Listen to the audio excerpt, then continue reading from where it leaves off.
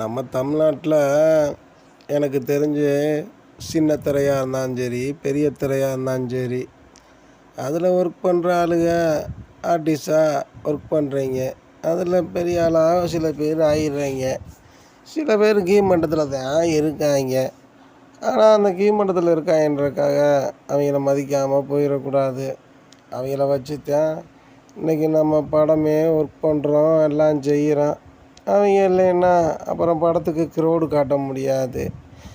Junior artist கதையை வச்சு தான் இன்றைக்கி படமே எடுத்துக்கிட்டு இருக்காங்க சில பேர்.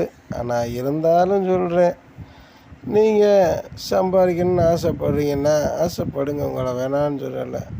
அவங்களோட பொருளாதாரத்தையும் கொஞ்சம் உயர்த்தி விடுங்க. உயர்த்தி விட்டால் தானே அவங்களுக்கு சந்தோஷமாக இருக்கும். நீங்கள் ப்ரொடியூசர் சம்பாதிக்க முடிறீங்க, நடிகர் சம்பாதிக்க முடிறீங்க, டைரக்டர் சம்பாதிக்க முடிறீங்க, அதுபோக மேனேஜர் சம்பாதிக்க முடிறீங்க. எல்லாம் சம்பாரித்து எனக்கு தெரிஞ்சு பல வீடுகளை வாங்கிட்டீங்க, எல்லாம் செஞ்சிட்டீங்க. இனி அந்த ஜூனியர் ஆர்டிஸ்ட்டுகளை கொஞ்சம் மதிக்கலாம்.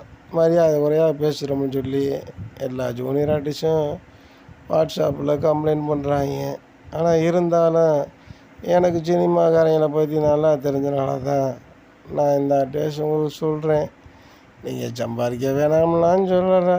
நம்மளுக்கு கீழே இருக்கவனை செருப்பாக தள்ளி விடாமல் அவனை மாலையாக அணைச்சி பாருங்கள். அவன் உங்களுக்கு ரொம்ப விசுவாசமாக இருப்பான், உயிரை கூட கொடுப்பான்.